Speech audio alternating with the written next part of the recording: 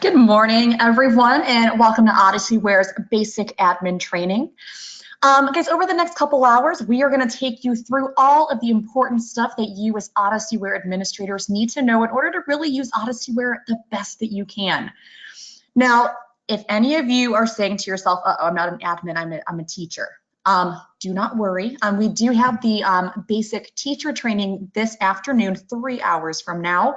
So guys, if that is the case, you are more than welcome to register for that session. If you just want to do both, we do have that coming up at 1 o'clock Arizona time. I'm sorry, 12 o'clock Arizona time. So we are going to go ahead and get started because we have a lot to get through today. So guys, just so you can put a face to a voice this morning, my name is Jessica Freilich and I'm the Learning and Development Manager here at OdysseyWare. I have been with OdysseyWare now going on 7 years, which is hard to believe. Prior to that, I did spend 7 years in the classroom as a high school English teacher. I loved teaching, but I knew I wanted to kind of evolve in the role, and I came across OdysseyWare and I loved it so much that, like I said, I've been here for 7 years now. So that's just a little bit of my background, but I want to know a little bit more about you guys. So guys, I'm going to go ahead and launch a poll here. And if you can just let me know, how long have you been using OdysseyWare? Okay, we have 0 to 4 weeks, 2 to 5 months, 6 to 12 months, or more than 12. So if you can just let me know there how long you have been using, that's fabulous. And guys, the other thing you can do is if you do have any outstanding questions, right off the bat, feel free to type those into the chat. I will keep an eye on that throughout the whole session today. Okay. All right, awesome, guys, thank you. It looks like we have some of you on both ends of the spectrum there. Some of you are pretty new to the program. We have some users who have been with us over 12 months, so that's great. All right, guys, I appreciate that feedback. That's always important to know.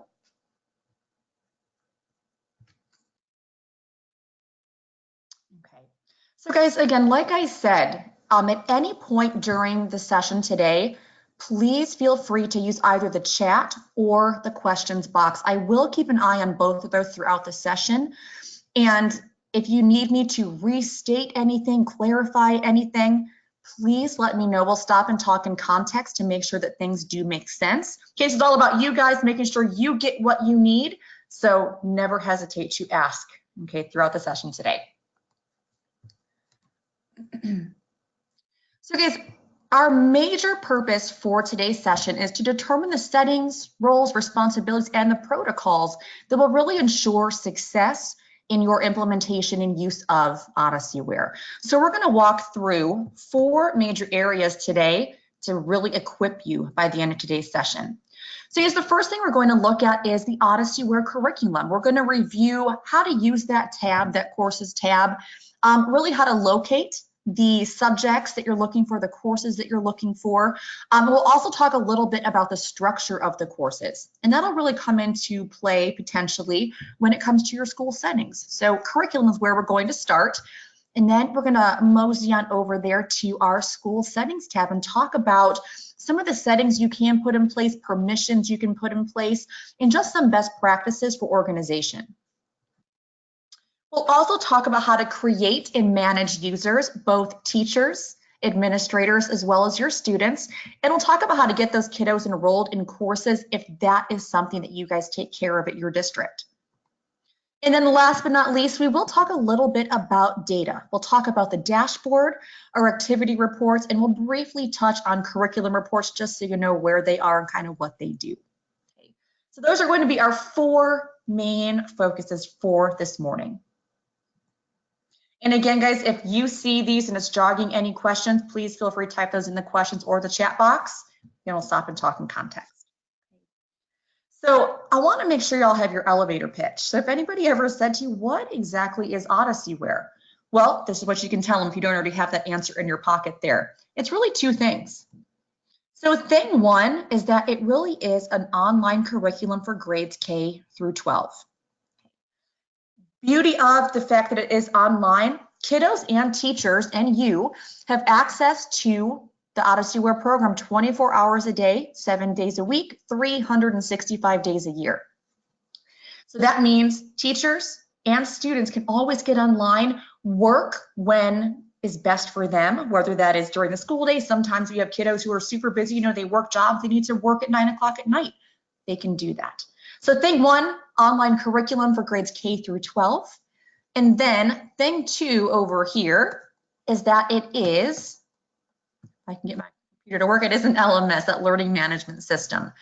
And it lets our teachers and you guys as well as administrators do three key things. And one of those is monitor. Now, as admins, you can monitor everyone. You can monitor teachers, your super teachers, as well as your students.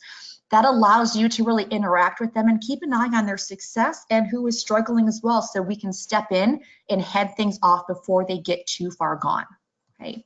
It also allows us to communicate. So you can communicate with your teachers as well as with your students. It also opens up direct lines of communication through our messaging system and other communication features between teachers and students.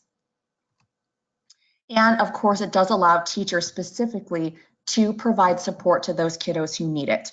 Now, that can be support for struggling students, allowing them to really intervene if kids are struggling, but also support those kiddos who are on track, or even our gifted students, to provide that extra challenge. So it gives them tremendous insight and lets them really act appropriately to support in the best way that they can for their different kinds of students. Okay. All right, so folks, before we do hop in to the OdysseyWare program, you're gonna hear this a lot today, so be prepared. Questions, comments, or guys, is there anything in particular that you really want to focus in on today? If we can accommodate any specific requests, we will definitely try to do that over the next couple of hours. Okay, so again, feel free to use that chat, use those questions. Okay, so you can make sure that, I know webinars sometimes can be a little bit dry. I try to make them as interactive as possible. So I need your help to do that. Okay, so questions, feel free to ask. Otherwise, guys, we are going to hop right into the program today. And I'm going to log in as my administrative user here in my demo site.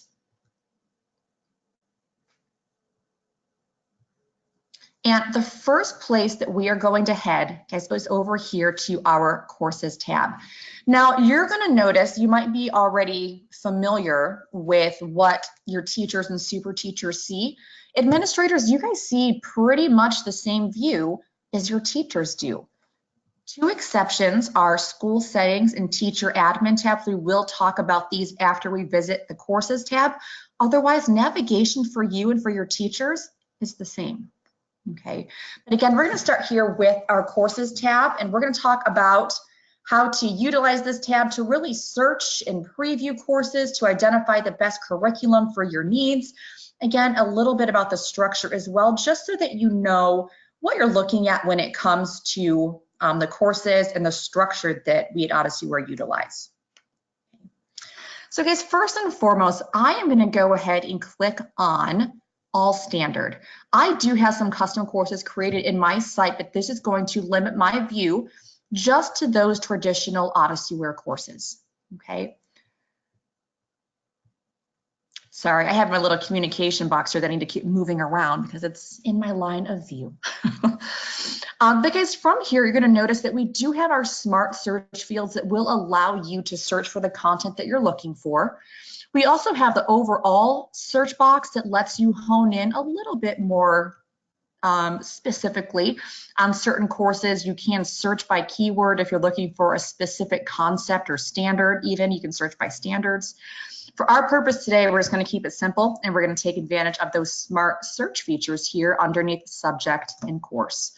So if you ever want to look for a specific course, you can start by searching for your subject, and I'm going to pull up my Earth Science course here just so we can utilize that for an example. Because in OdysseyWare, we do have a variety of courses ranging from our core content. We also have electives. We have CTE, those career and technical education courses. We have test prep. We have diagnostic testing, plus a few others. So there is a plethora of content at your and your teacher's fingertips.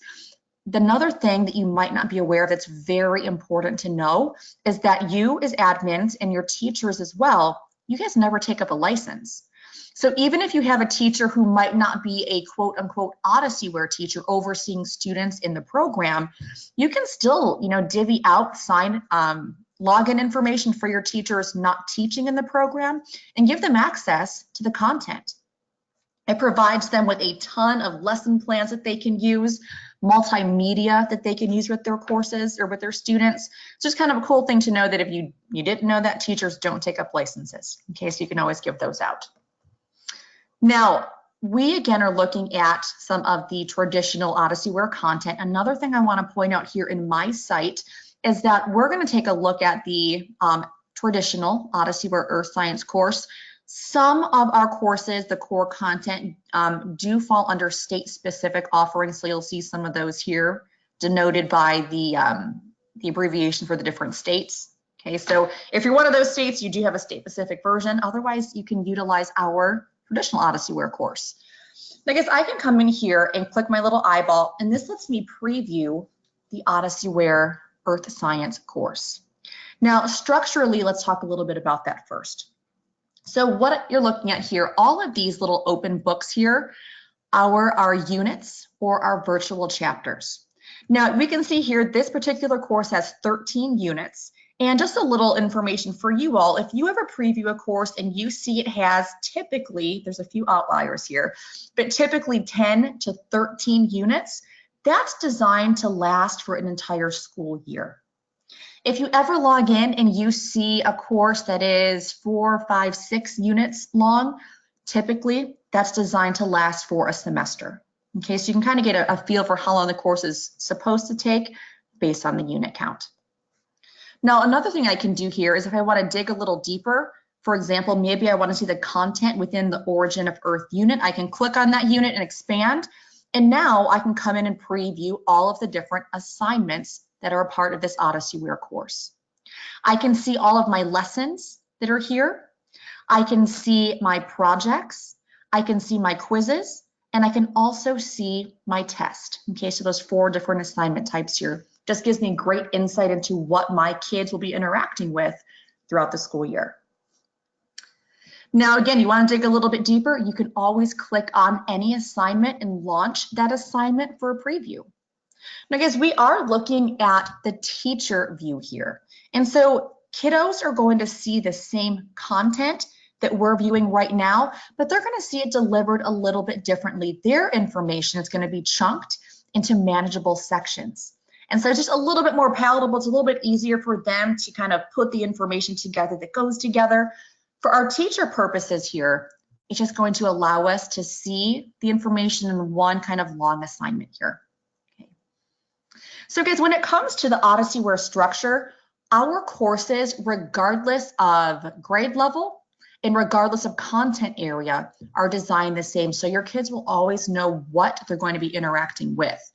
So our lessons will start out with some kind of an anticipatory set, whether that be delivered via text like here, but a lot of times you're going to see either media, a video, you're going to see images, just something to grab their attention. And that'll quickly be followed by the objectives, so kiddos always know what they're going to be learning about right up front. And again, that's followed by our vocabulary. Okay. Now, as we progress, we're going to see here, now if you're ever coming in and previewing content, anytime that you see text and then you get to a question, this right here is going to indicate that this is the end of this current section. So I now know I'm at the end of section 1 because I've hit a question. Now, as I continue scrolling through, I can see here is section 2 because I'm back into my content again. And guys, if I wanted to, even from my preview mode, I can click the play button here, and I'm actually able to preview the video itself. Now, your teachers can do this too. This is a great reason to give even non-Odysseyware teachers access because they can take full advantage of incorporating these media components into their classroom. Now, Odysseyware content is really based on 2 key things: learning by design. So our content teams always start with the end in mind, making sure that the assessments are reliable, okay, and that the kiddos are actually learning what they're supposed to be learning based on the objectives.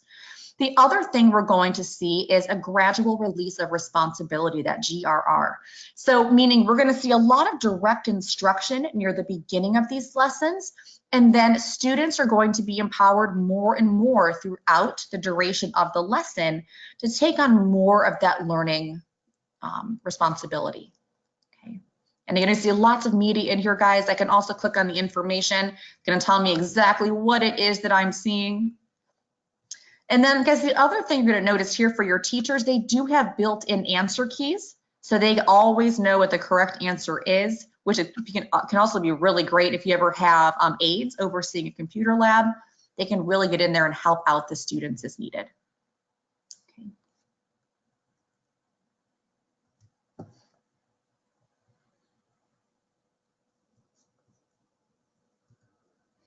All right. So folks, before I move on to our little segue into school settings, questions, comments, anything that you want to revisit when it comes to the OdysseyWare content, its design, how to preview or how to utilize it with your teachers, any questions there? And again, you can use that chat feature or you can use the questions. Either one will work.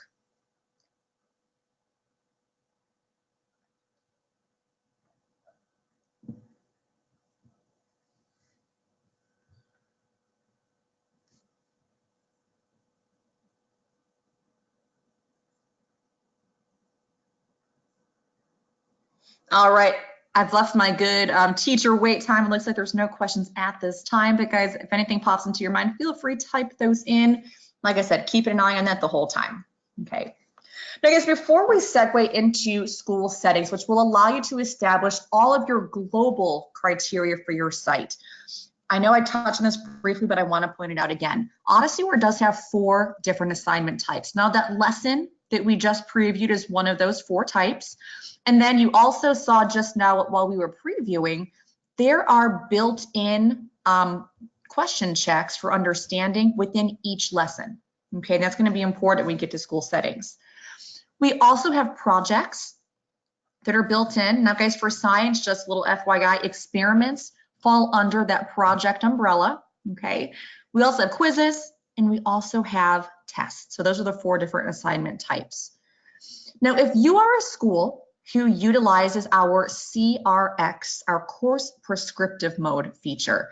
If you don't know what that is, that's fine. We're going to get to an explanation there.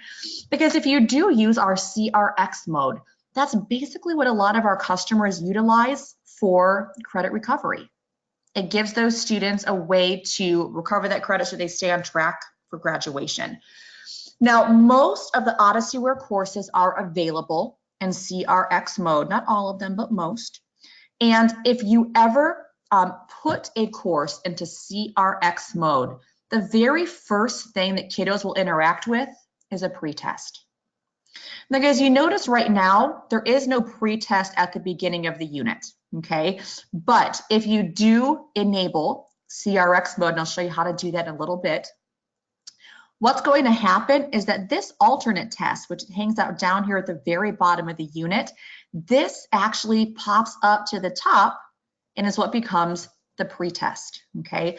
Now, it will be a comprehensive test. It will cover all the key concepts and standards of the course, but it will allow kiddos potentially, if they can take that pretest, let's say they take the pretest for Unit 1, the origin of the earth, and that pretest covers all the key concepts that are covered within these assignments.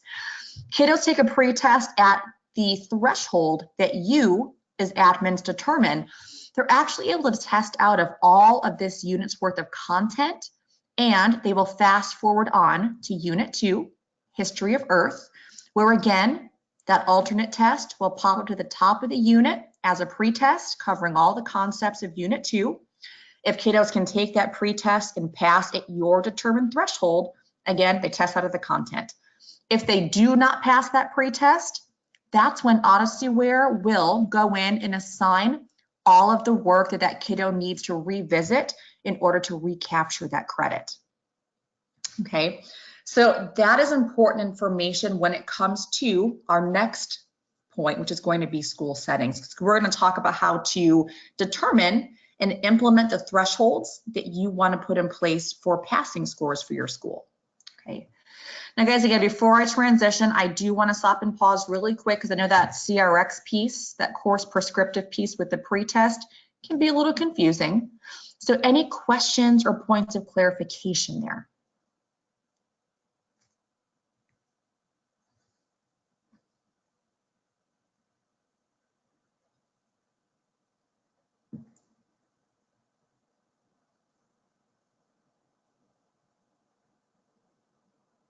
Right, anything pops up, you know what to do. Use that chat button, use that question box, and type those questions in.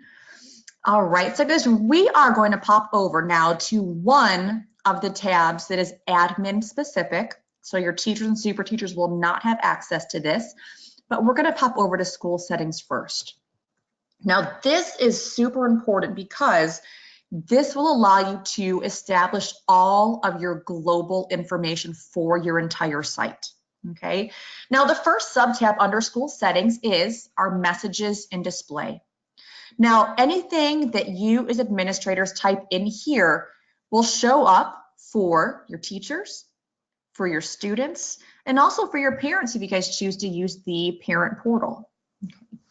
So you can kind of think of this as your global communication board. Okay, so first thing, you can make sure that your school name's in there the way that you want it. And then guys, another thing that's really important, if you have not done this on your site, please be sure to go in and ensure that the correct time zone is showing.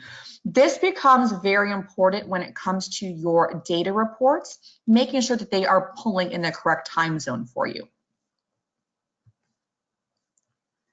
The next pieces here are your welcome message and your message of the day.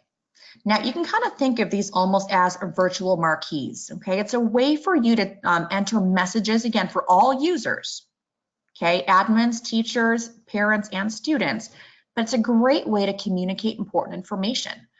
Now you can choose to use these for things like a vision or a mission statement, school announcements, announcing testing information. Some of our schools will use it for school events or even recognizing certain teachers or students or highlighting birthdays, anything that makes sense for you. But it's just a great way for you to go in there and again, just globally communicate with all of your users. Now we can support 255 characters, so we can't put in any kind of novels, but it is a great count to enter in some important information. And guys, last piece down here at the bottom of messages and display are your standards documents. You'll just want to make sure that your correct state is checkmarked when it comes to the standards documents. That will just make sure that if you ever do go in and pull your curriculum reports or you try to search by standard and trying to find concepts in some of our curriculum, it'll just make sure that the correct information is pulling for you. Now, I know this is kind of a duh statement, but I need to point it out because it's super easy to miss. If you ever come here and do make any changes, guys, just come to the bottom. Be sure to click save to lock those changes in. I point it out because it's really easy to oversee and overlook because it hangs at the very bottom of that page. Now, guys, we're going to pop over next to the grading, pacing, and assessment sub-tab here under school settings. Okay. Now, this is a very important one for you as administrators to know about.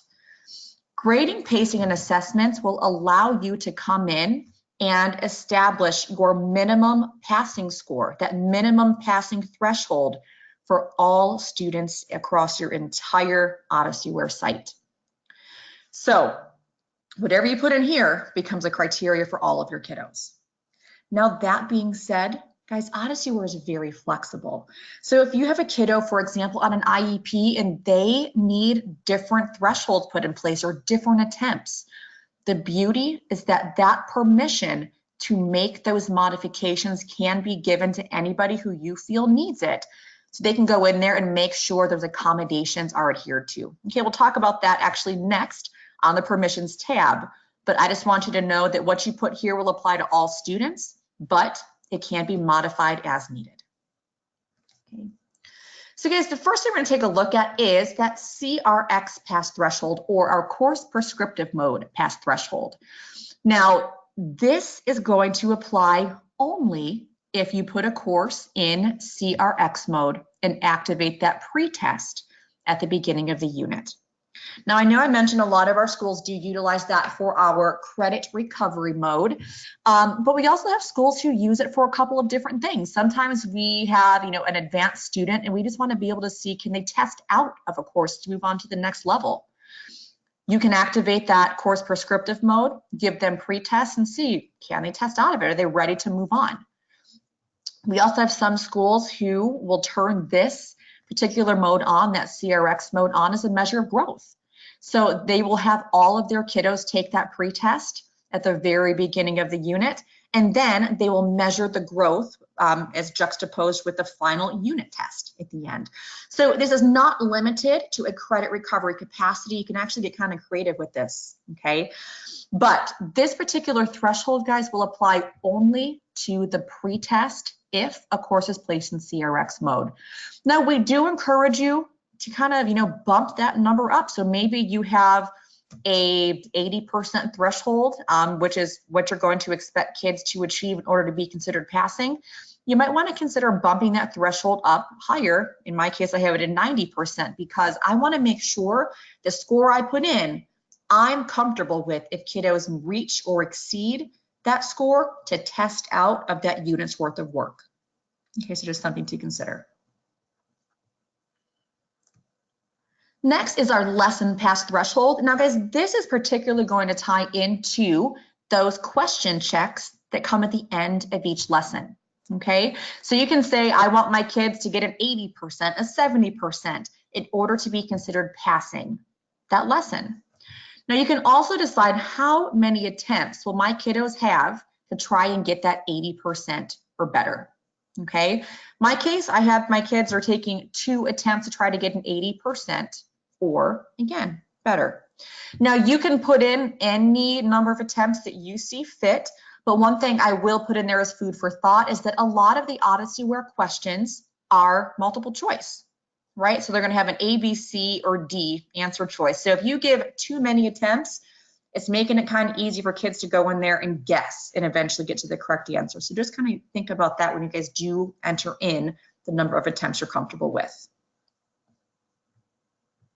Now, the third component here is something called progress blocking, okay? Now, I can do this for my lessons, for my quizzes, and for my tests. But guys, right now you're going to notice I do not have this particular intervention, okay, this lesson blocking turned on. So the way it's going to work in my case, my kids have 2 attempts to try and get an 80% or better. Let's say attempt number 1, they get a 65. Attempt 2, they get a 75. They still have not met that minimum 80%.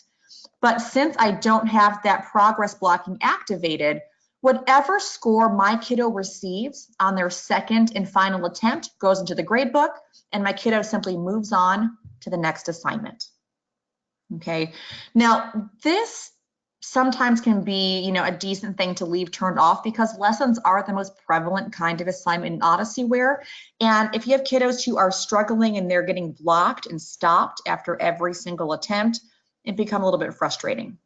Okay, so just one thing to consider. Now, when it comes to the quizzes, folks, there are the same 3 options. I can set my minimum passing threshold. I can select the number of attempts my kiddos will have. And guys, again, I get to the option to block quiz progress in this case. Now, this is something for my demo site I do have turned on. So what is going to happen is if my kiddo takes that 1 attempt on that quiz and they do not get an 80% or better, this blocking progress is actually going to prevent them from moving on to the next assignment. It notifies the teacher that that kiddo is struggling, and it gives them the opportunity to act as they see fit. So they can work with that kiddo offline. They can go back through those questions and talk through them. They can assign offline work. They can lock in their score if they feel like it. But it just gives them the opportunity to get notified that their student is having a little bit of a difficult time. And they can even choose to reassign it for a second attempt if they think that's going to be the best opportunity. Okay. Quizzes are kind of nice if you do like this feature because on average, there's going to be 3 to 5 lessons in a row and then a quiz. So that way, if you turn on the blocking quiz progress and kiddos are not successful on that quiz, they're not getting too far down the road and, kind of, digging their hole a little bit deeper if they're struggling. And that way their teacher can hop in, take a look back at their previous lessons, and again, act as they see fit. When it comes to tests, which traditionally are going to be the final assignment of every unit, same 3 options. I can set my passing threshold, the number of attempts, and I can also choose to turn on progress blocking if I like. If you choose to use it at the test level, this will prevent them from moving on to the next unit before mastering the current unit's concepts. Now guys, as we continue on here, we're going to see something called Flex CRX. Now I'm going to scroll really quick to the top. I just want to point out here that CRX, again, is what activates that pretest. Now in our traditional CRX mode, if a kiddo takes a pretest and they do not meet that minimum passing requirement, the system assigns all work when the time comes within that unit for the kiddo to revisit. Okay, so not a bad thing. They get just that extra practice. But what if you have a kiddo who takes that pretest and they get an 88%? They're so close to meeting that minimum passing threshold. That's where our Flex CRX can really come in handy. Your stance might be, you know what, I don't want them to redo everything in the unit if they clearly showed they mastered most of it. If you choose to turn on Flex CRX, this, instead of assigning all work within a unit if a pretest is failed, it's only going to assign lessons tied to concepts that were not mastered on the pretest. So it's not necessarily assigning everything. It's a little bit more focused, and it's only giving them the assignments that they really need to revisit in order to show mastery over all concepts within that unit. Okay, so kind of cool. Now, if your kiddo was able to test out of any lessons because they showed that they got that concept on the pretest, they're still held accountable for those concepts on the post-test. So they're not getting off the hook on that. Okay. Flex Skipped, another cool feature. It does work with Flex CRX, but it can also work on its own. This will make sure that if a lesson is skipped, either automatically by the OdysseyWare program in CRX mode, or even if it's skipped manually by the teacher overseeing that course, Flex Skipped ensures that the questions will not show up on upcoming assessments. Okay, so your kids are only being, tested over stuff that they really were given to interact with. When it comes to monitored assessment, this allows you as administrators to set up proctoring opportunities for your teachers. If I activate quiz or test monitoring, it's kind of like locking the front door to an assessment. Once kids reach a quiz, for example, if it's turned on, they can click on that quiz and it's going to send a message to the teacher saying, hey, Stephen is ready to work on that quiz. Can he go ahead and work on it? It's kind of a nice way to make sure your kids are only working on assessments, maybe in class or with somebody watching them. But it's kind of a nice way to ensure that it really is your kiddos taking the test and they're accessing when you want it. Now, if I turn it on here, this will again activate it for all teachers and all students. Okay, it's just one thing to be mindful of. And then guys, last but not least, at the bottom of that grading, pacing, and threshold tab down here is our weighting. Now again, OdysseyWare has our 4 different assignment types: lessons, projects, quizzes, and tests. This will allow you to set the global weighting criteria for all courses in OdysseyWare. Okay.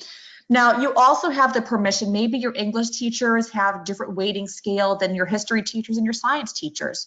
You can, which we'll talk about on the next tab, actually give permission to allow teachers to align the weighting in a way that makes sense for their subject area. But this right here, if you have a consistent weighting across all subjects, it's a great way to get it put in place so that you don't need to worry about it later. Okay, and as long as all 4 equal up to 100, you're going to be good to go. Okay. All right, so guys, I'm just going to scroll slowly up here to the top, and I'm going to again pause any questions, clarifications, anything that we want to revisit before moving on to our next sub-tab.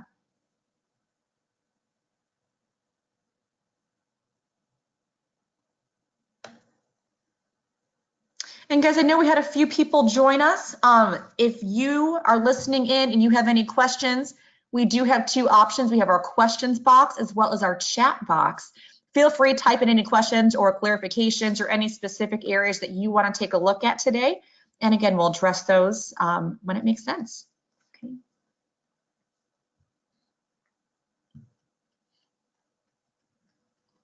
All right, you guys are easy today. All right, we'll keep moving. All right, guys, so the next tab we're going to move on to is permissions. Now, this one is slightly different than the others, and we'll talk about why in just a second. But this tab, guys, is going to allow you as administrators to determine what can my teachers and what can my students do in OdysseyWare and what can't they? What permissions don't I want to activate? Now, the reason this particular tab is different is because it's kind of like a circuit breaker.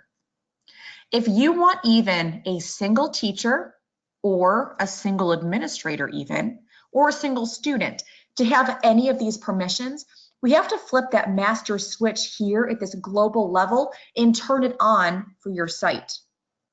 If I leave anything disabled here, that just means it's going to be a permission that cannot be turned on down the road, okay, for individuals. So we need to flip the switch, turn it on to make it available. But here's the great thing. We know OdysseyWare is very flexible. So if I activate and enable a permission here, but I don't want everybody to have it, I can turn it off for individuals who do not need it. Okay. So guys, first and foremost, we have our global permissions. Now this is going to allow us to do two key things. The first is allow messaging.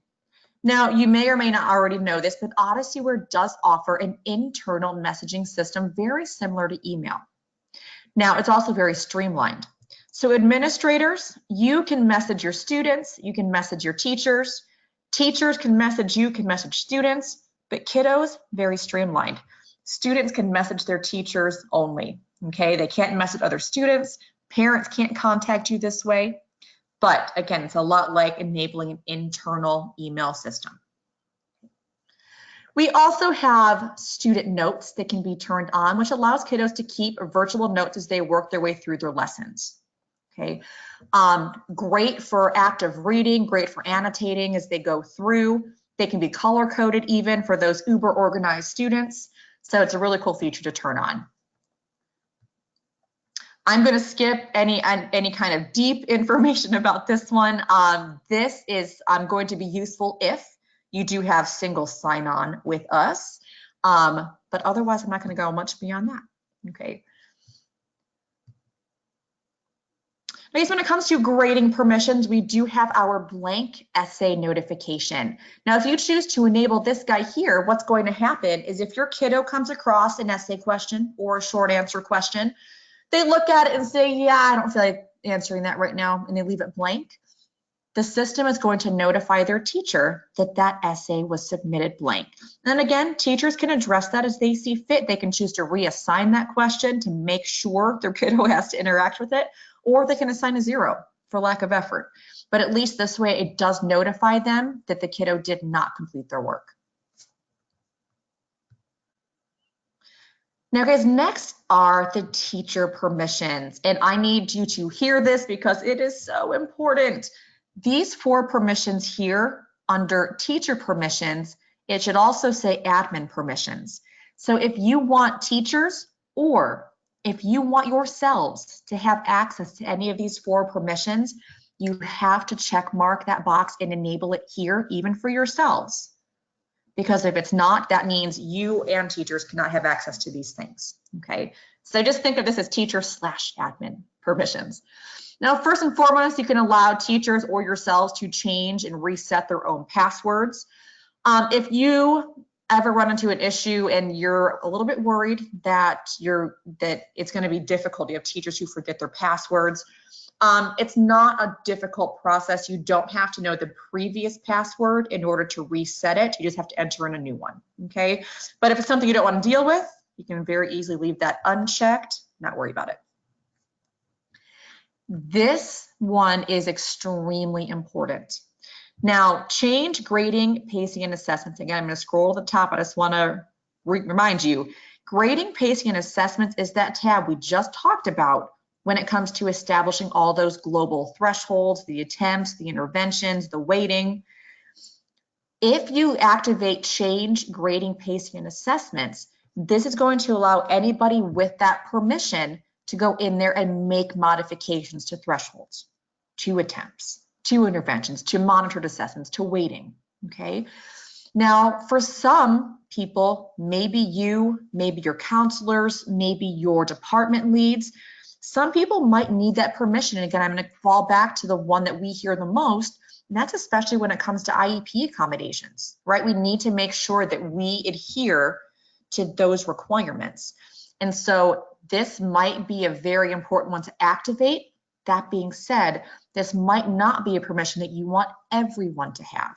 Okay, maybe only key people, but you have to turn it on here globally, and then you can take it away from people who don't need or who you don't want to have that permission. But again, this also applies to you as administrators. Skipping questions, just like it sounds, it does allow teachers or you to go in and skip questions that are found either in lessons, projects, quizzes, or tests. Now, again, this one sometimes can be important, falling back to my IEP example again. Sometimes those IEPs say, you know what, they cannot answer essay questions, no fill in the blank. Well, you can make sure that that requirement is adhered to if you have this turned on. Okay, maybe not everybody needs it, but maybe some do. And guys, last but not least, managing groups. We'll see when we get to the students tab in more detail that you can actually go in there and create groups of students. This comes in handy in two major ways. One of them is batch enrolling. So if you have a group of freshmen, for example, and you have all 30 students, wishful thinking, right? All 30 students who are going to be taking English with Miss Freilich. You can put them into a group and enroll all those kiddos at the same time into the same course with the same teacher. Okay, so it makes it a little bit faster. It also comes in handy if you want to run certain reports. There are a handful of reports that pertain only to groups, which can also be really cool ones. So might be something that you want to leave activated. Now, of course, we have student permissions. The first one, student review, test, or quiz. Now, if this is activated, this will allow a student, when he or she finishes the quiz, they can no longer go back in and change any kind of answers, but it lets them go back in, review, and see which questions did I get right, which questions did I get wrong. It does not give them the answer. It just gives them the feedback of which ones they missed or got correct. Now, great feedback. It's nice for kiddos to see, but just a little food for thought. It sometimes can be a little, it can allow students to be a little bit too helpful for their own good, we'll say. You know, maybe Susie was gone on testing day and her buddy Barbara was not. Well, Barbara can go back in and click review, test, or quiz and show Susie those questions so she can study a little bit in a more detailed way. Okay, so it's great feedback, guys, but it's just something that you want to be mindful of how it's utilized. The next one is student answer key. Now, if I have this one, that review, test, or quiz turned on, the answer key will then apply to lessons, quizzes, and to tests. If I have this one turned off, the answer key will only apply to lessons. But it's just like what it sounds like. When kiddos complete a lesson or quiz or test, if this is turned on, once they've completed it, they can't go back in and change their answers, but they can go back in and review and get feedback. If they missed a specific question, there's a button that says show answer. They can click on it and it'll highlight what the correct answer was. Great for study purposes. If they want to go back in and review before they take an upcoming quiz or test or final exam. Again, great for feedback, great just so they know how they did. But again, sometimes kids can take advantage of that and be a little bit too helpful and share some of those answers with classmates who have not yet taken that assignment. Okay, not saying your kiddos would do that, but again, food for thought. Now guys, this third one here, enable grading view, pertains to lessons only. Even if you have multiple attempts on quizzes or tests, this will never kick in, okay? It's only for lessons. Now you saw a few seconds ago on my previous tab that my students have 2 attempts to get an 80% or better. Let's say my kiddo takes their first attempt and they get a 70%. When they go back in for that second and final attempt, that's when the grading view kicks in, okay? Grading view is going to color code their questions. Green, if they got it correct, a little green check mark, they're gonna see a red X if they got it incorrect and a yellow slash if it was partially correct. Now it does not tell them what the correct answer is, only that something was either incorrect or partially correct so that they know which ones to fix. Can be really great for certain students. Maybe you don't want it for all of them, but again, it can be really helpful for some kiddos who do need a little bit of extra support. Now, randomized questions is just what it sounds like. It does alter the order of the questions. Changing passwords, this is a whole bucket of fun sometimes, but if you want to allow kids to change their own password, you can. Again, just like with teachers, guys, you don't need to know the current password to reset something if a kiddo did forget. Okay, you just have to enter a new one in to override it. And then last but not least, under student permissions, we have the overdue notification. Now, if this is activated, it does let kiddos know if a due date comes and goes and the assignment has not been turned in on time.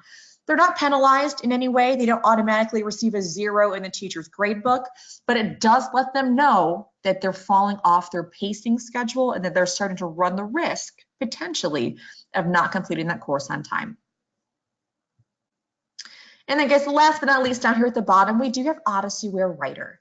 Now, Writer is available in almost all OdysseyWare courses with the exception of foreign language, but Writer kicks in anytime there's an essay question that requires a minimum of 125 words. Okay, it'll kick in automatically. 2 components, we have the spelling and grammar check, very similar to what you're going to see in Microsoft, for example. It'll tell them if there is a spelling error or if it thinks there is a spelling error. And then grammatical errors as well. Now that one's kind of cool, especially if you do have kiddos working from home. It'll highlight in blue a grammatical error. Kiddos can right click on the error. It's going to tell them what the error is. For example, maybe it's passive voice. And the kid might say, you know, I've heard of that. Ms. Freilich has said that before, but I have no clue what that is. There's actually a little button that they can click that will tell them what passive voice is and some potential ways they might correct that.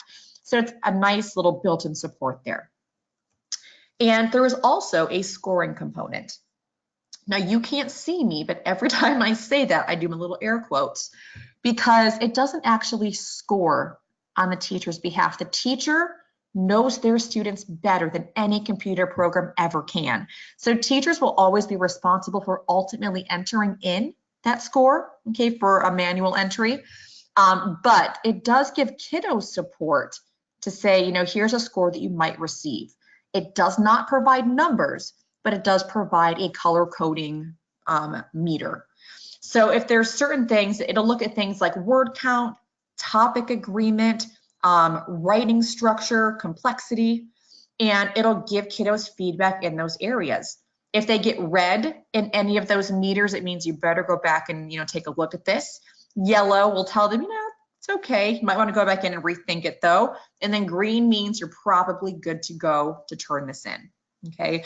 Ideally, kids take advantage of that and, you know, try to revise their work a little bit before it reaches their teacher's hands. It can make grading just a little bit easier.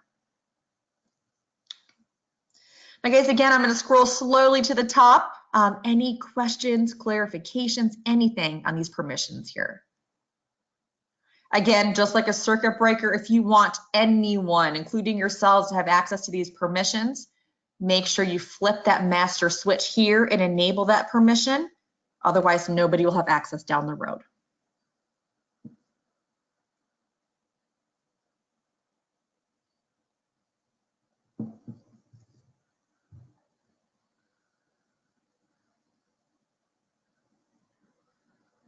All right, cool. Moving on then to our next sub-tab, which will be campus IDs. Guys, if you're not currently taking advantage of this feature, I highly encourage you to.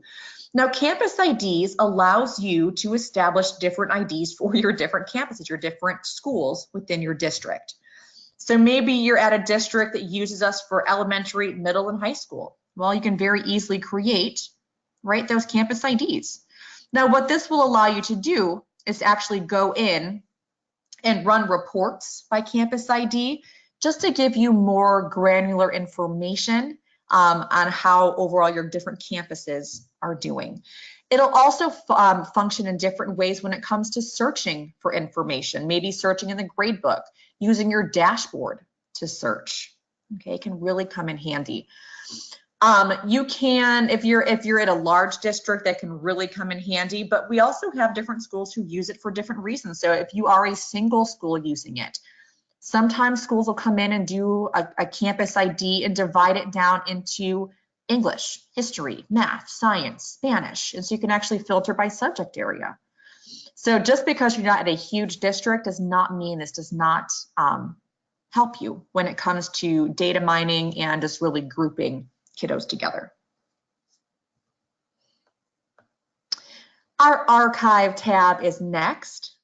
Now, folks, as I'm sure those of you who have been using the program for a year plus, you guys know by now that very, very few things in OdysseyWare can ever be deleted, but they can be archived, right? Now, our archiving system is kind of like electronically filing your data away. When it's archived for good, it cannot be brought back and made active again. But anything archived, guys, it's always going to be data in your system. So even if 5 years down the road, you need for some reason to pull up data on a senior who graduates this year, that data will still live in your archive files, okay? But archive tab here, it lets you create a grace period, both for users. Now, users are going to include students, teachers, super teachers, and admins, as well as enrollments or your students' courses. Now, let's say, for example, you have a freshman at your school this year and he says, I loved it here at Valley High. It's been real. I'm moving to Alaska. You're never going to see me again. Well, next school year, that kiddo's back in your classroom. If your kiddo leaves and you archive them, and they are back with whatever grace period window you establish, you can retrieve either that user type or that course that a kiddo was enrolled in and make it active again. The benefit of that is, let's again, just using that kiddo, moves to Alaska, comes back. If it's within the grace period, you can activate that profile and saving yourself having a duplicate profile for the same student at your school, okay? Same thing with courses. You can reactivate a course if a kiddo stops it, decides they're not going to work anymore online, and then they change their mind again, because kids do that. You can activate that course for them so they don't lose any of their progress. Now, that grace period can be set anywhere from 0 days up to a maximum of 365. So whatever works best at your school, you can set that grace period. Because moving on here to our terms sub-tab. Now, terms in OdysseyWare allow you to create a pacing guide for your courses, and you can align it with anything that your brick and mortar schools do if you're at a brick and mortar district. So you can create a full year course if you like. You can break it down by semesters if you need, even by quarters or trimesters. Now, if you do choose to go the quarter or the trimester route, that will require a little bit of course customization. No big deal. It can actually be done pretty quickly, and we do have videos that'll walk you through how to customize if that is a need. I'll show you before we're off the phone today.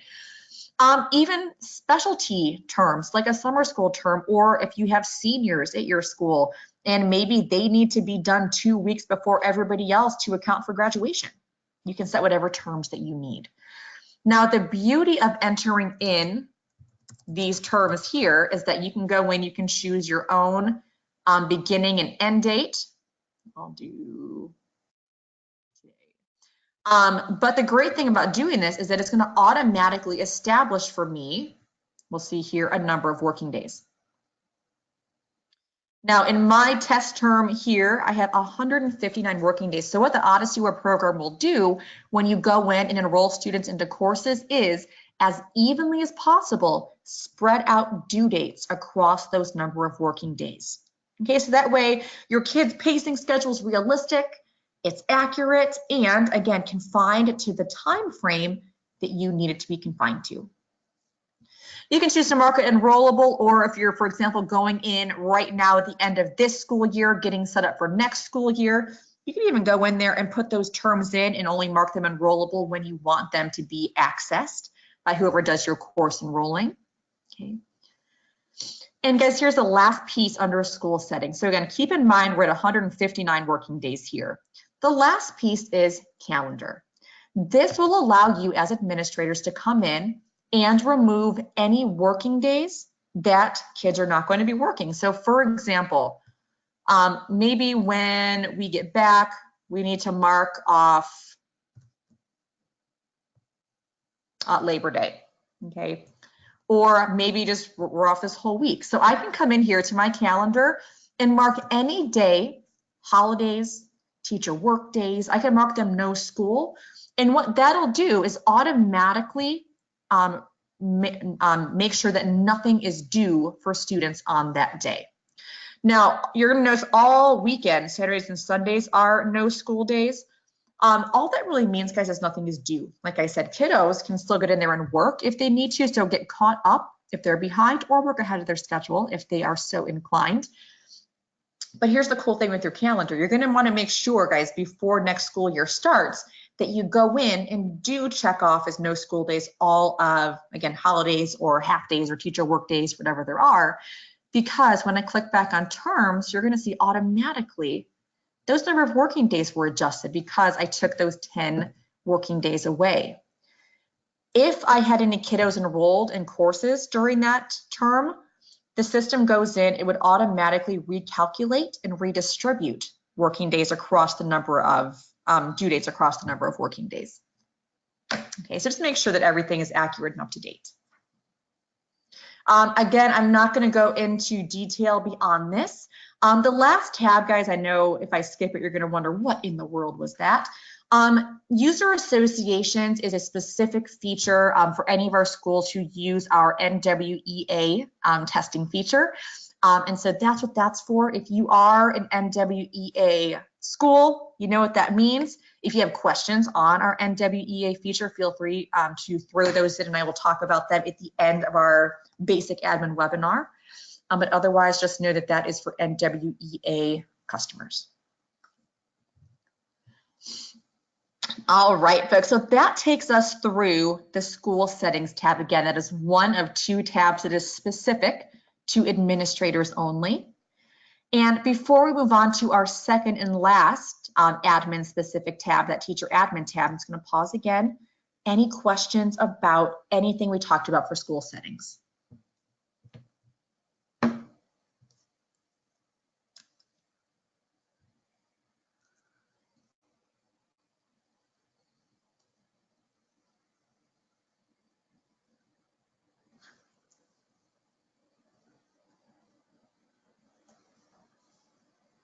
All right, guys, moving on then to the teacher admin tab. And again, only administrators have access to this tab. This will allow our administrators to come in and create additional teachers if they need, or even additional administrators.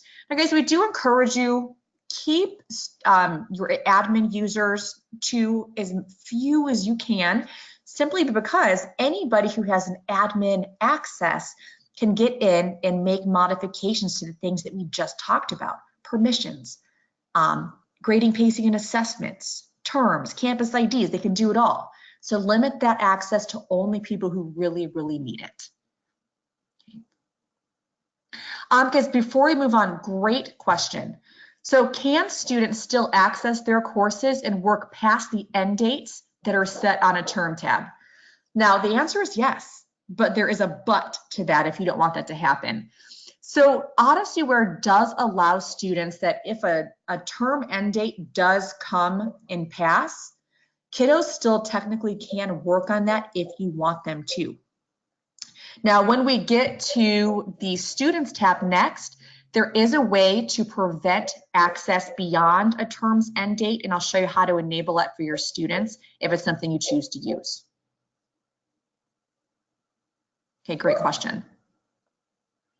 And guys, keep them coming. Anything else that you want to know about, I'm more than happy to answer those. So perfect.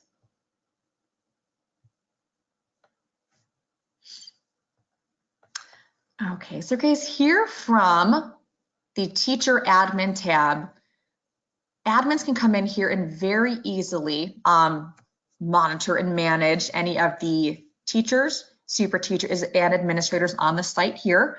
But we can also very easily create them as well. So when you click Create Teacher Admin, you get a little pop-up here, and the initial information is very simple. So we're going to type in a first name, a last name. Our usernames, just important to know, they are case sensitive. Okay, so just make sure that they're being entered in correctly. There's another thing you might want to think about if you don't already have one in place is developing a protocol for entering in usernames. So if you do have multiple people, maybe you have teachers who create profiles for students, you might want to make sure that you do have a structured protocol in place just to ensure consistency across your site.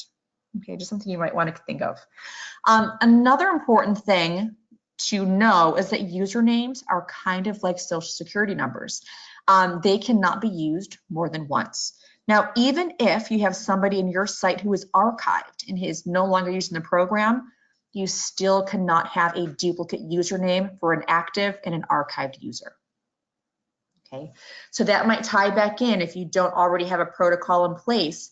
You might want to think of something that's not too difficult but creative enough so that that way duplication of usernames can be prevented slightly. You can choose to enter in your kiddo's email if you like. And then guys, passwords are the last mandatory piece. I said for your kiddos, I meant for your teacher, sorry. When it comes to passwords, they too are case sensitive and they must be a minimum of 6 characters long. They can be as long as you want, but 6 is the minimum number. Now, when you're setting up your teacher or admin users, you can choose to force a password change. So if you want to keep it simple, for example, give everybody the same login password, 1, 2, 3, 4, 5, 6, if you don't want to have to sit there and think about it too much.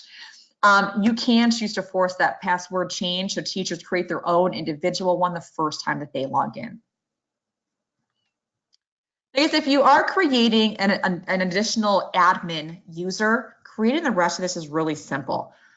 You could choose to enter in an ID attached to that admin. So maybe they're at a specific campus or they're attached to a specific department that they oversee. You can also choose to assign them to a campus ID that you have set up from the school settings. Okay, and again, that way, that's going to help tie a teacher to a campus, especially when it comes to data purposes. And if you have a teacher who is overseeing summer school, but they're also at the high school, and maybe they spend 1 day a week at the Learning Center, you can associate multiple campus IDs with the teacher or administrator. All right, and because for admins, like I said, super simple. There's only 3 other decisions to make. Can this admin change the password? Can they change grading, pacing, and assessments? And can they skip questions? Now, hopefully these do sound familiar. These are all permissions we activated when we were on that school settings tab. Okay.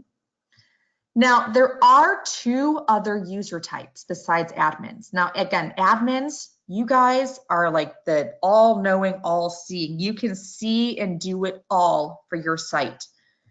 We also have 2 other user types, super teachers and teachers. Now, when it comes to the permissions or the things that these 2 users can do in the system, you can actually give them the exact same permissions. You can let them customize courses. You can let teachers and super teachers change grading, pacing, and assessments, change passwords. The biggest difference between a teacher and a super teacher is what they see. So a teacher is only going to see those kiddos specifically assigned to them for class. So those kiddos that they're the teacher of record for, that's who they're going to have access to in OdysseyWare. Super teachers, kind of like administrators, can see all students across the entire site. So that can be very important, especially for leads. Again, I'm just going to stick with my example. If you have a teacher, a special ed teacher lead who needs to, make sure accommodations are adhered to for IEPs, they're going to need to be able to see all of those kiddos on the IEPs. So give them super teacher access and let them see those kiddos. Now, guys, notice when I clicked on super teacher, I do have new decisions to make, so I'll walk through that. But I just want you to know that if I do click super teacher or teacher, I have the same permissions that I can assign. Okay, the only difference is going to be directly beneath. You're going to see that change when I click on super teacher again. Okay, but again, I can assign a teacher ID. Maybe this teacher is, going to be in the English department. So I can do that for my teacher ID if I like. Again, I can assign a multiple or a single campus if I need to. Now, some of you might have said, you know what, I have a lead who would really need to see all the kids at the high school, but it freaks me out that they'd be able to see the kids at the middle school and elementary school. There's privacy issues there. If that is a concern of yours, this is going to be your friend, Restricted Campus. If I have this teacher and I only want her to see kids at the high school, I can check that campus ID.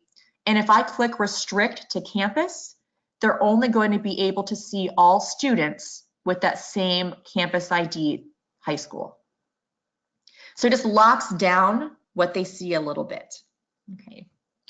Because we can also give super teachers access to the admin view of the dashboard. Again, this will allow teachers to see what the admin sees, all students on the dashboard. Now, if they are restricted to a campus, they will only see those kiddos also assigned to that campus through the dashboard. Okay, but if you want super teachers or certain super teachers to have access over more students or see more, you can allow them to do so. As we continue down this page, guys, we're next going to get to the different permissions that we can allow a teacher or a super teacher to have. Again, these for teachers and super teachers will be the same. Now, student maintenance, this will allow anybody with that permission to edit their students. Now, what that means is they can reset a password. They can make modifications to permissions that a student has. They can change a first or last name if they need to. So kind of basic profile stuff. You can allow them to add students to the program, allowing them to create profiles if needed. Sometimes that can come in handy, especially if you're in the middle of a school year and a kid shows up, February 2nd, and a teacher needs to have access for them to OdysseyWare immediately. You can allow them to create those profiles on the spot if needed. You can also allow teachers and super teachers to add a parent profile if you choose to use the parent portal to assign courses or enroll kiddos into the courses that they need. You can allow everyone or certain teachers and super teachers to create and edit courses to customize. You can allow them to create groups of students, again, for data purposes or for batch enrolling. And this will look familiar. You can allow them even to change a password on their own behalf. This is the important one, guys, that change grading, pacing, and assessments. This, again, allows anybody with that permission enabled to go in and change thresholds, change weighting, change interventions, change attempts. So this is an important one to think about. If you have this turned on for your site, you might not want everybody, all teachers and super teachers, to have that access. Maybe you do, but it's just one thing to just know that this guy does hang out towards the bottom of the profile. And if you don't want everybody to have it, uncheck that box. Okay, and last but not least, skip questions. Let teachers go in there and skip questions on assignments if they don't like it, or again, IEP purposes, they have a kiddo who can't answer essay questions. That might be an important one to leave turned on.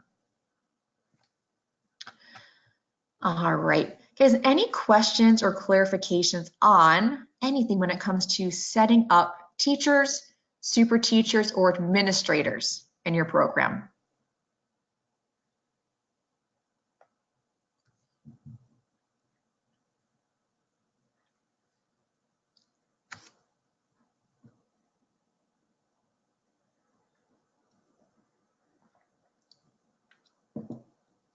Perfect. All right, I'm going to cancel this instead of clicking save because I already have a ton of users on my site.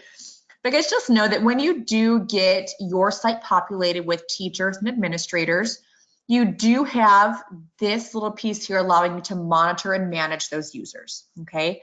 Just so you know what you're looking at.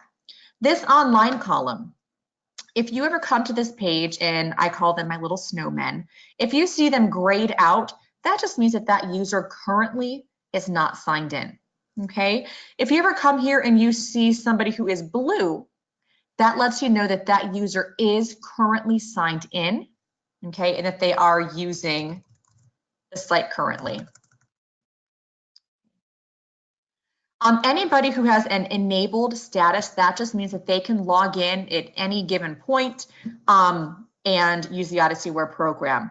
If they're disabled, that just means that they are either temporarily or maybe permanently not allowed to log into the site. Now, you'll have the same abilities to enable and disable students if needed to, okay, just so you know. When it comes to statuses, we do have 3 statuses in Odyssey where active just means that they're live, they're currently using, okay, they can log in and use the program. Anybody with an on hold status is kind of like a virtual pause button. It allows the profile to remain a part of the program, but they're just not an active current user. And then of course, archived just lets you know that they once were a user, they're no longer active, and they're no longer using the Odyssey Web program, okay? Now, when it comes to teacher and campus ID, first, last, and username, all of these here are searchable. Okay, so you can very easily find and pull up anybody who you need to view. And guys, from here, I can also come in and I can edit. I can reset a password if I need. I can come in here and I can even change a user type. I can adjust campus IDs.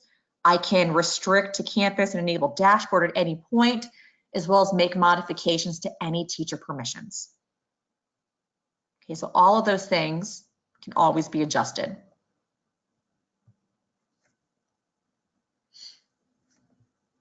All right, guys, you know what's coming next. I'm going to ask any questions or clarifications on anything here on the Teacher Admin tab.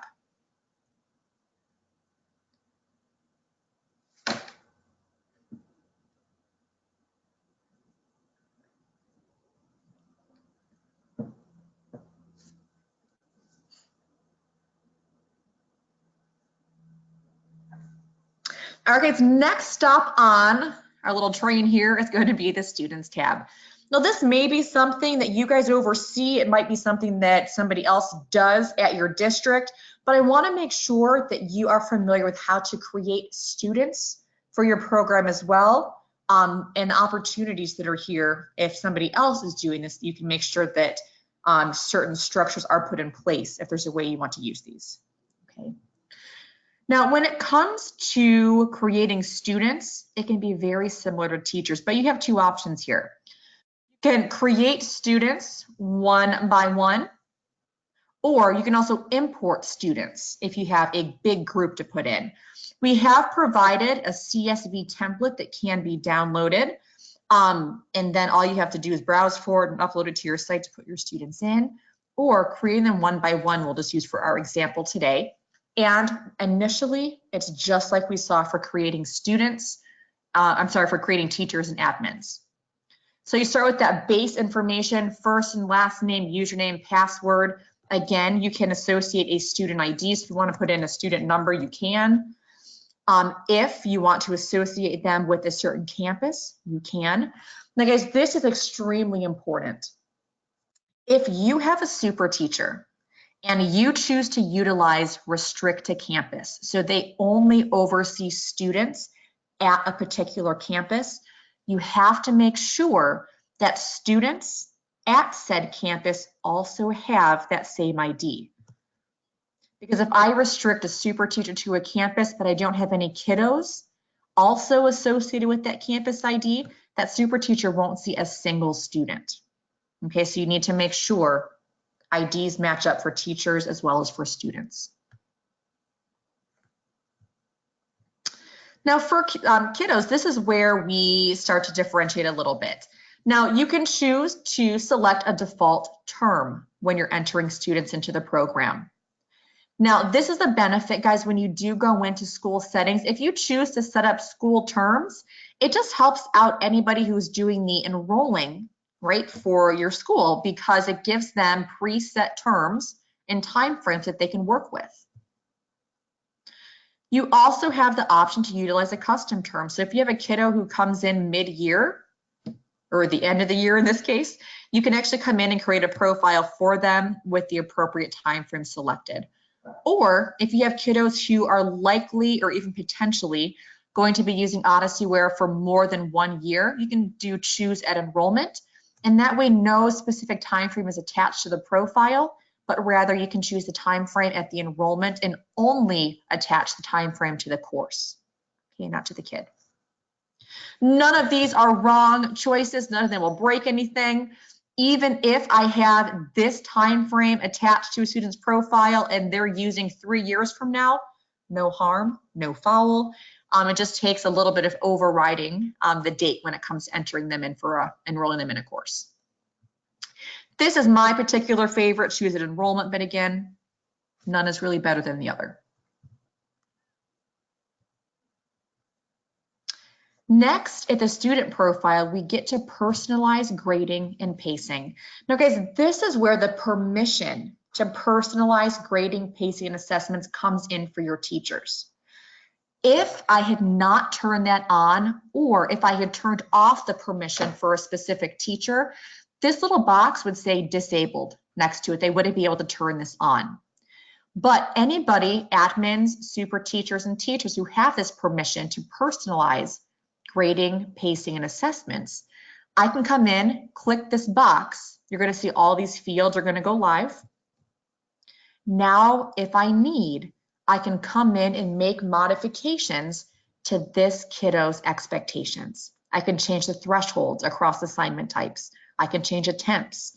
I can turn on interventions. Maybe this particular student, they're one of those kids who they're not reading. They're just going in, answering questions just to try to get through the course.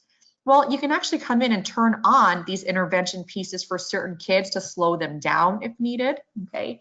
Again, for IEPs, if I have kiddos who only need a 70% to pass and they need 3 attempts on lessons, and maybe on their quizzes, we're going to also lower to 70% and they get 2 attempts.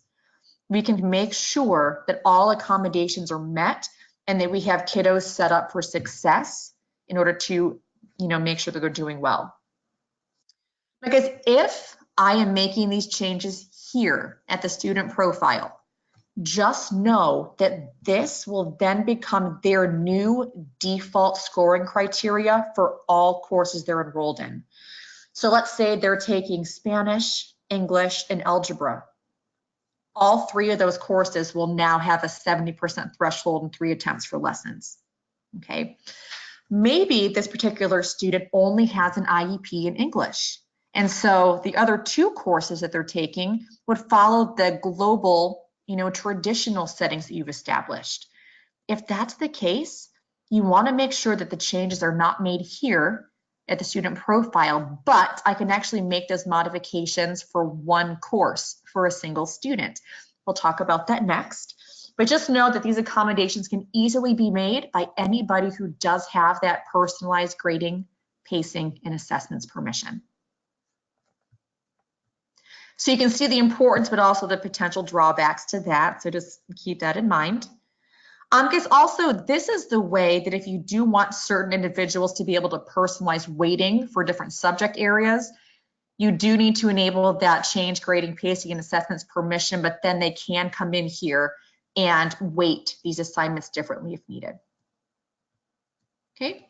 And then guys, last but not least, down here at the bottom, we do get to our student permissions. Now, if we did not flip that master switch at the permissions tab and activate permissions, this is what we're going to see next to certain ones that were not activated. They're going to say disabled. Notice I can't turn those on. I can't click on those because they were not turned on at the global level. But anything that does have a check mark, I can leave enabled, or if this particular student doesn't need the grading view, I can personalize and take that away. okay? You can even, guys, notice that I have change passwords disabled. I don't want my kids going in there every Thursday and, you know, changing it 20 times a day. You can actually choose to force a password change the very first time kids log in, giving them the opportunity to personalize it once, but not allowing them to do it over and over and over again.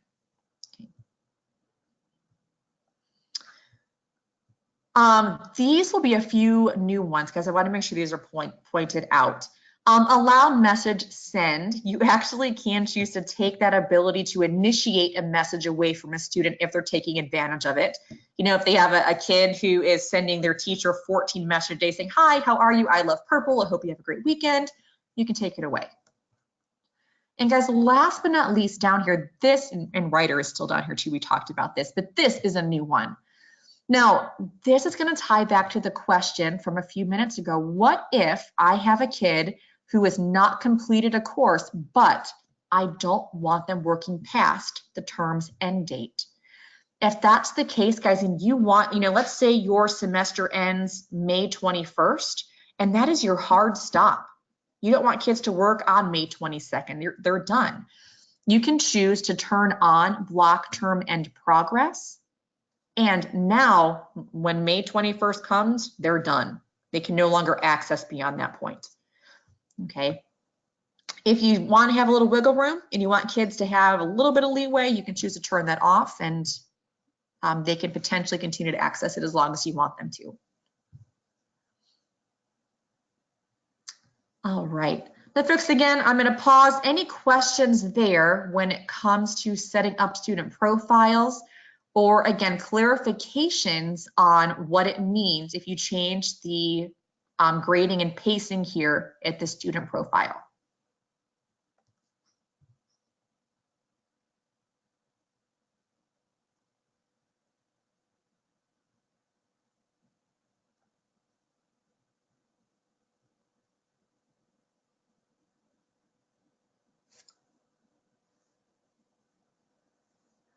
Okay.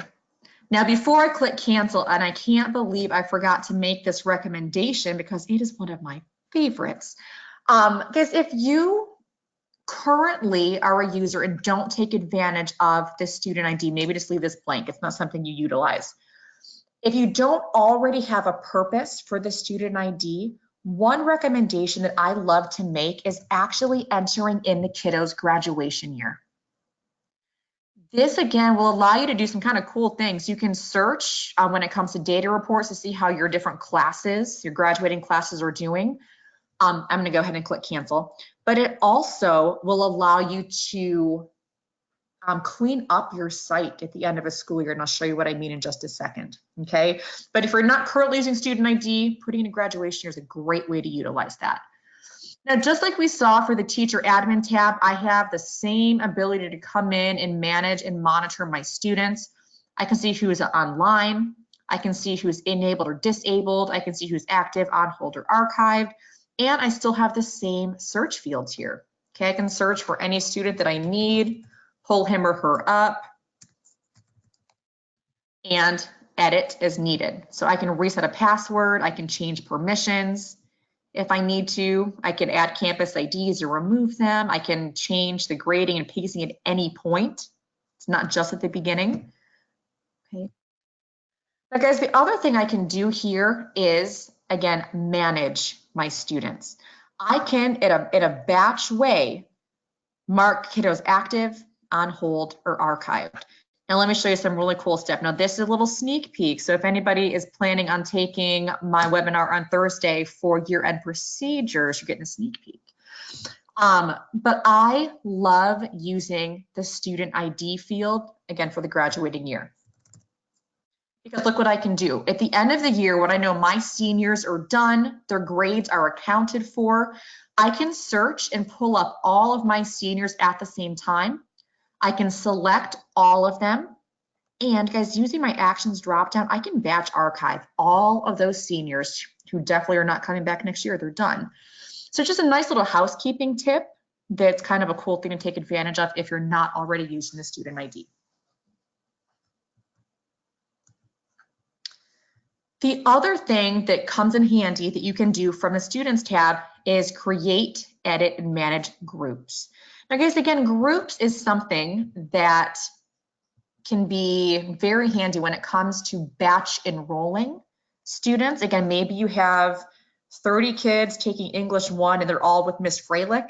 I can create a Freilich English group by clicking new group.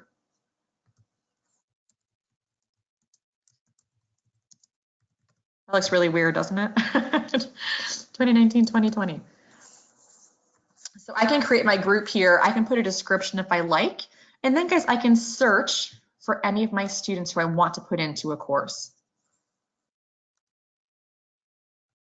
If they want to pull up for me, there we go. I can select multiple students at the same time and put them in a group. I can add to group, or I can click my little plus sign here and put them in individually into a group.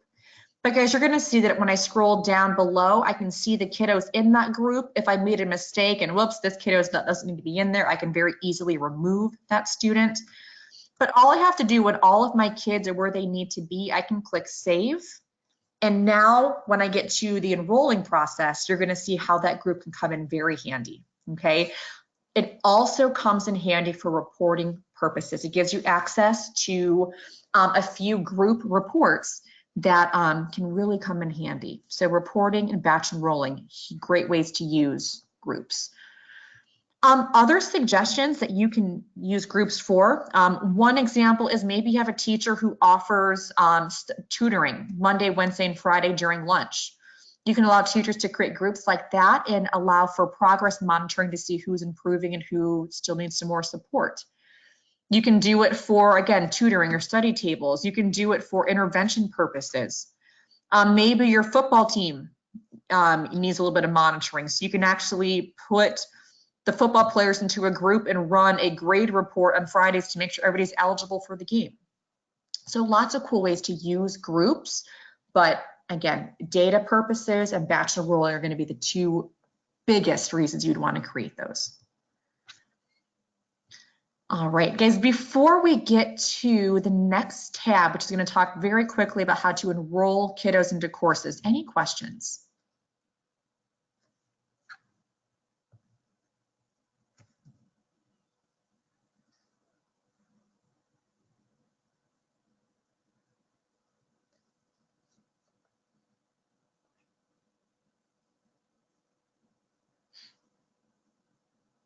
All right, guys, moving on then. Now, this might seem a little counterintuitive, so I just said we're going to talk about course enrollments, right? Well, we're actually not going to do that from the course enrollment tab. There's an easier and faster way. Now, guys, what I'm going to actually do is head over to the gradebook. Now, enrolling kiddos in courses is a very easy process. Notice from the gradebook, all I have to do is click on add enrollment from the top and I have access immediately. So that button is like right in your face from the gradebook, so it makes it faster. Now, when you're enrolling kids into courses, it's a 4-step process and it's very simple. Now, I can enter in students individually one by one. Okay, or because here's the cool thing, you just saw me create that Freilich English group, right? Okay, there it is, Freilich English 2020. Maybe all of these kids are going to be enrolled into Miss Freilich's English class. So I can click on that group and notice I don't have to search individually, all of them pop up at the same time. So there's a little bit of a time saver. With my kids selected, I can come over and search for the course that I need. And let's just do English 1, okay? Now, guys, when I type in any core high school courses, I have some additional decisions that I can make. Now, again, only for core high school courses will I see this. I can decide, do I want these kiddos enrolled into the full year's version of this course? Do I want to only give them semester 1 or only semester 2? Okay, so you can choose to break these down if you like. I can also, if I'm just getting, again, maybe things set up for next school year and I don't want these kids accessing the course yet, but I want to get it ready, I can choose to put the course on hold, again, kind of pausing it temporarily until I'm ready to activate it again, okay, and allow kids access. This is the most important thing here, and this is the CRX piece, guys, that course prescriptive mode. If you have students who are going to be working, either gaining credit recovery, if teachers are using this for a pretest to measure growth, or again, even for advanced kids, you have to activate that pretest now. This is not something that can be edited later on. It's extremely important to do it at this time, okay? There's workarounds. You can, of course, go through and archive the course and re-enroll them. It's always fixable, but just know that this is not modifiable later. Another cool thing, especially for your high school kids, you know, if we ever have students who maybe they struggled first semester and they kind of got it together second semester, so they only need to recover credit for a single semester, I can very easily make that happen just by clicking on the time frame that they need.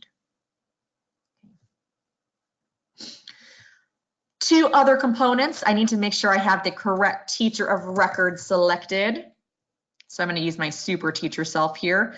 And again, guys, beauty of creating terms in advance is that I can, as an administrator, set my teachers up with timeframes I want them to use. Or of course, I can create a custom term as well and choose my own beginning and end date.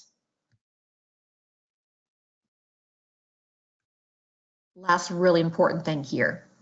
Now guys, up here, let's say I'm just going to delete these other kiddos. Maybe I have a student, Lexi, and she is on an IEP, okay? I can come up here and I can click my little gear. This is going to give me access to the school settings, but I can actually come in if I have that change, grading, pacing, and thresholds permission, and I can say, yes, I want to personalize. And guys, now I can come in and I can make these modifications just for Lexi, just for that English course that she does have an IEP with, okay? And I can change the thresholds just for her, just for this one course. So even if Lexi is taking math and history as well, these scores that I'm changing will not affect the other courses that she's enrolled in. Okay, I can even choose here to block term and progress. I can come in and I can modify weights. I can turn on the proctor test, the monitor test if I need. And again, when I click Save Settings, that's only applying just to Lexi, just to her English 1 course.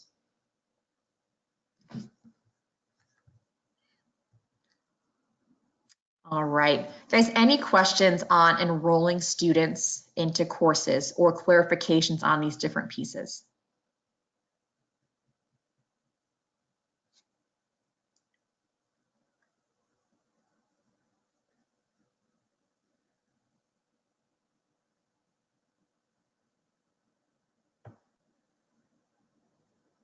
All right, guys, home stretch. We're going to pop over here to reports. Now, guys, reports it's great information for administrators because there's some global informational pieces that they can get.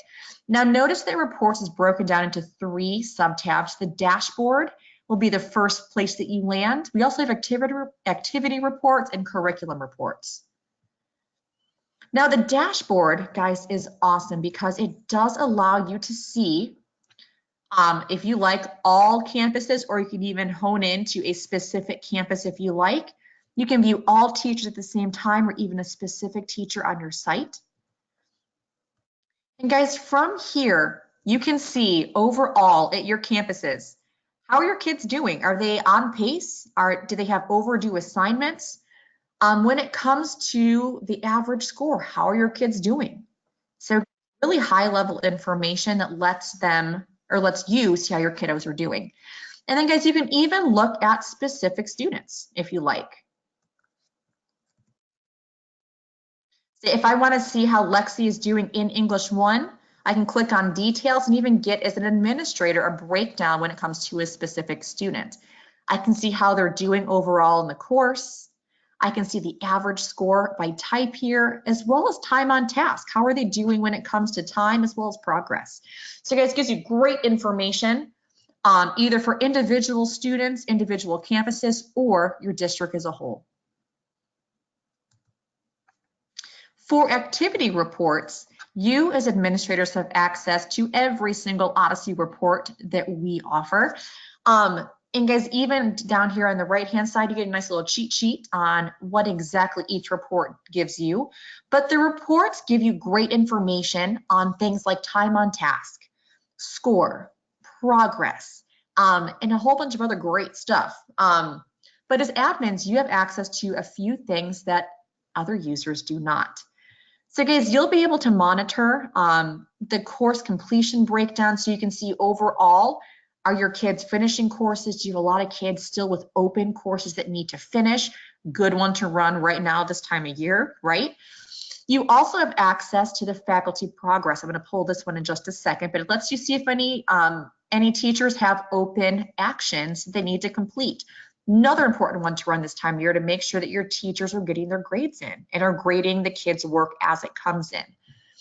You can even track grade overrides.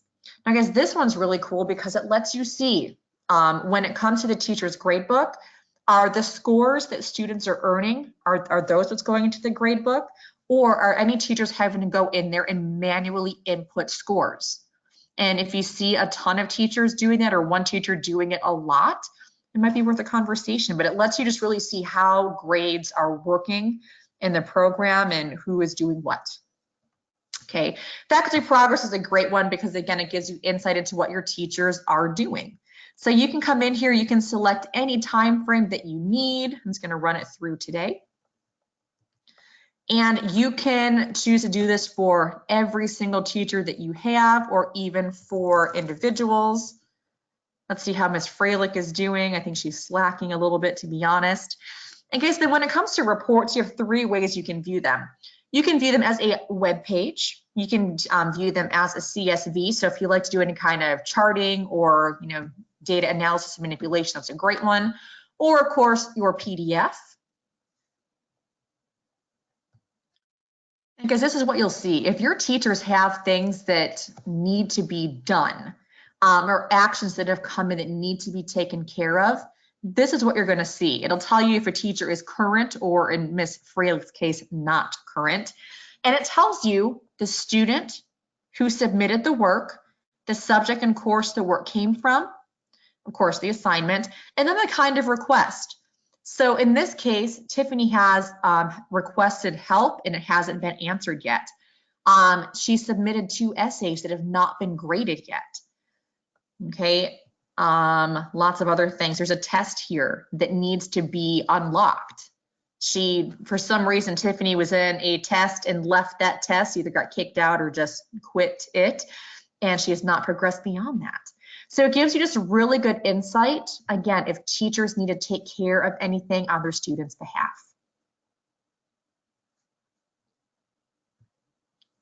And then last but not least, guys, of course, curriculum reports.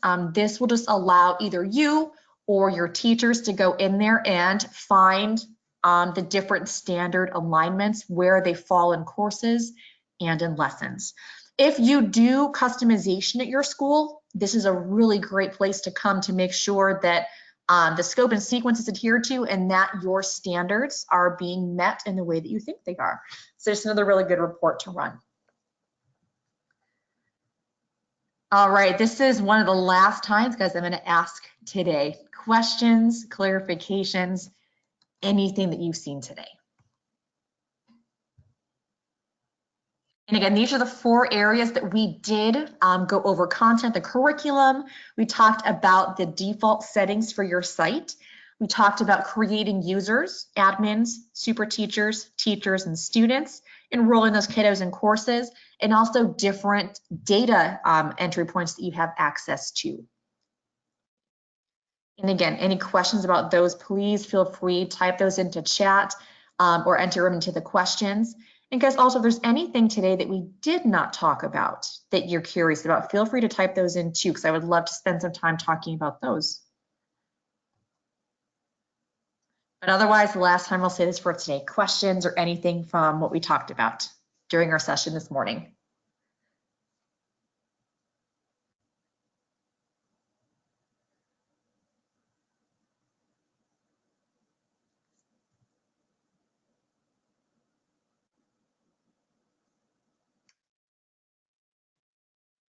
All right.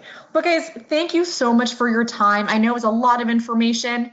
I hope you did find it helpful and you either picked up some new tips or tricks or, some new things to think about during our time today. If you are so inclined, I'd love to hear what you think. If you want to head to tinyurl.com/OWBegins, I would love your feedback. That'd be fabulous. Otherwise, guys, we do have the basic teacher training starting in a little over an hour. And then also, folks, this Thursday, we do have some special topics webinars that we're going to be offering. One of them is year-end procedures, and that'll just walk you through just steps and best practices for cleaning up your site this year and preparing for next school year.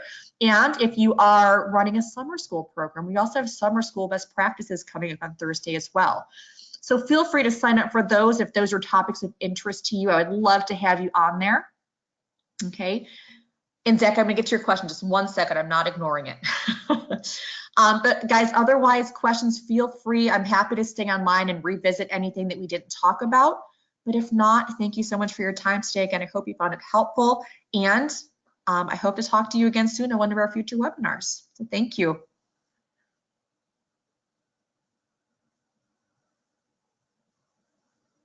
Zach, that's a great question. So when it comes to the activity reports, there's not a report that shows the relative score.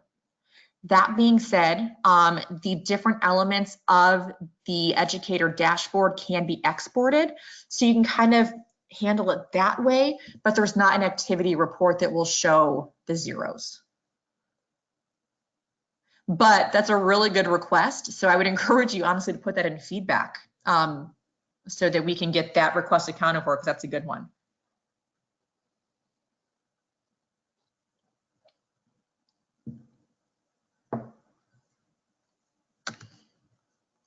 I believe so. I'm gonna head over here really quick.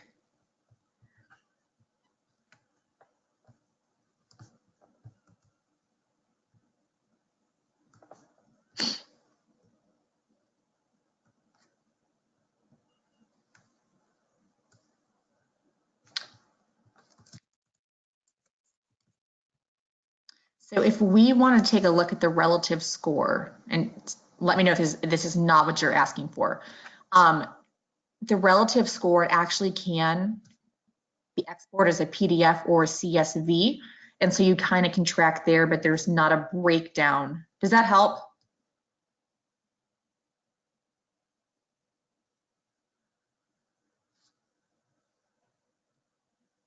Perfect. Okay, yay. Yep, we can export that really easy. This time of year, that relative score can really come in handy when it comes to trying to calculate where a student is.